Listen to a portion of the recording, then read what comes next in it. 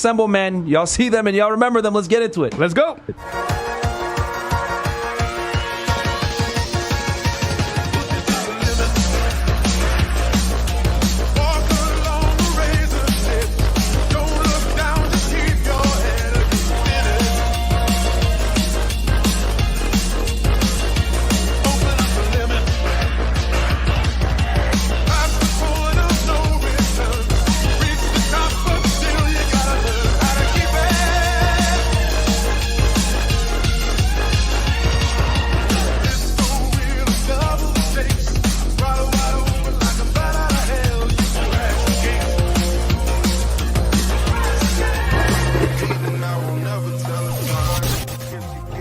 All right.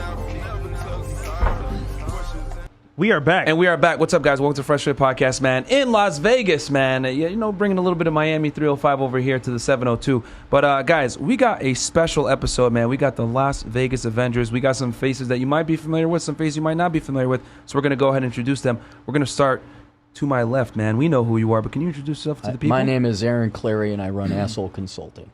Fantastic.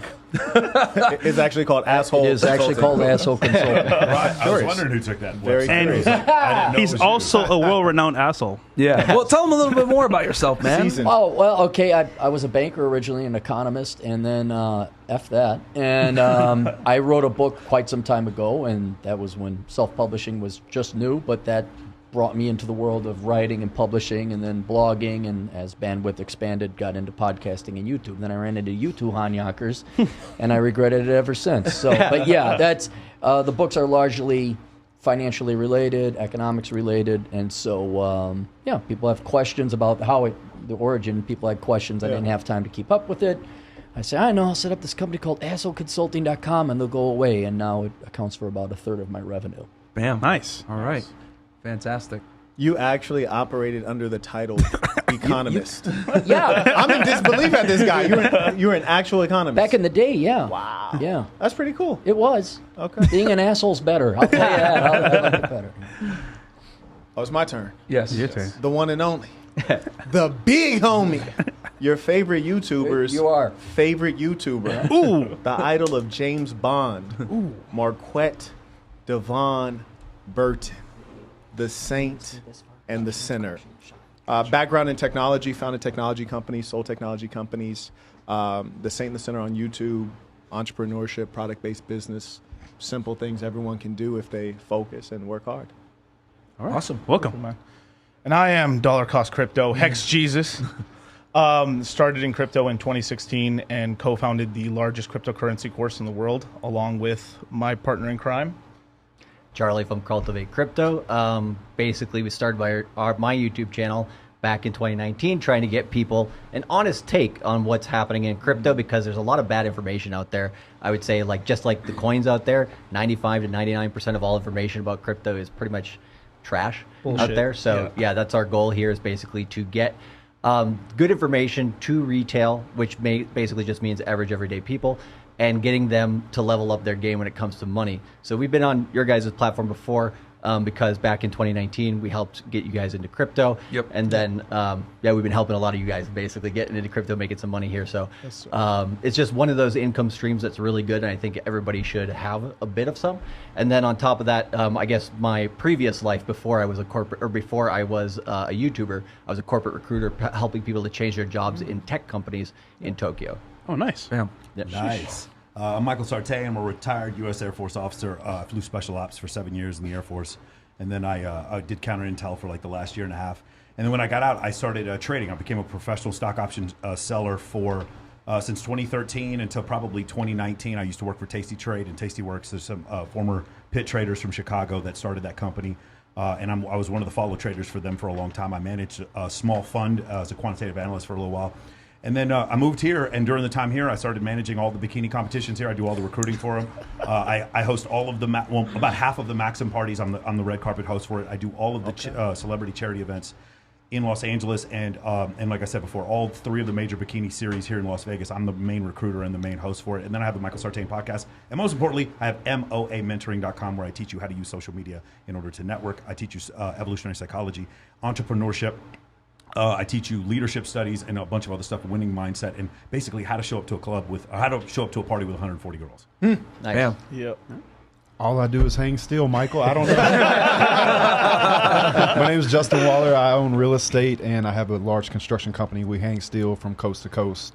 So anywhere there's steel in the country or outside the country, we will do it.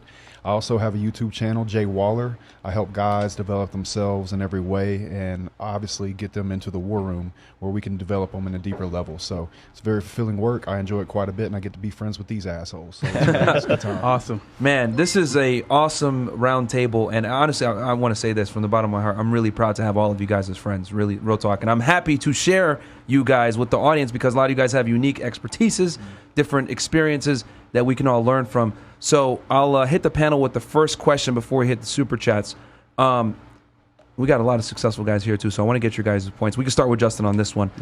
How important is it to get your money on point in today's day and age? Right behind fitness, the most important thing. Yeah. We were just having a conversation today in the halls, actually, about some of the younger guys that seem to want to focus on women at the wrong time.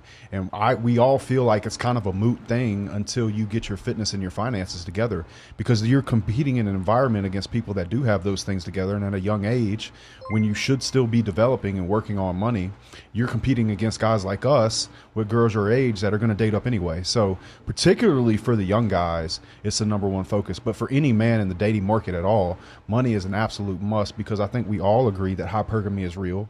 Whether we want to blame women for that or not, I think is up to debate about.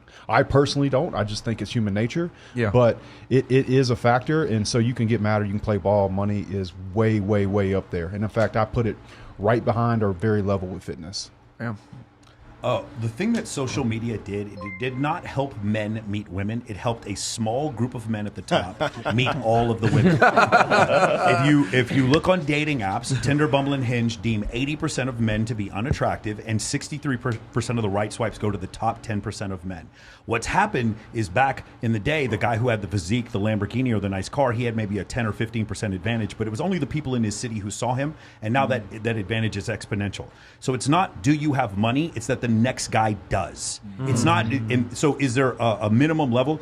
Not everyone who's watching this needs to be a multimillionaire. Some of you will, some of you won't. But there needs to be a level of subsistence that you have to where you can afford some basic necessities so that a woman would want to go out with you. You can go on vacation. It's not a big deal if she orders something expensive at the restaurant. You don't trip over money, because, as you know, Rollo, who's not here right now, we put up the Golden Knights helmet for Rollo. As Rollo was saying before, one of the most common reasons for divorce is when a woman starts making more money than the man. Yeah. And that's one of the situations. When it's my money, it's our money, and when it's her money, it's her money. So that's the difference. We're not going to see that money. So that's one of the situations. It's not just that you have to make money, it's that the next guy is. Fair enough. Good point. Good point. One word, all you really need to focus on, I think, at this point in time when it comes to money is inflation, right? Yeah. So. Okay. Start there, right? And then the other question, the other, I think, big factor here is how many hours per day do you guys work, right? Like, I know obviously everybody's running their own business, has a different schedule. And then how many hours per day do you think the average person works on either any given day or any given week? Like, what would you guys say?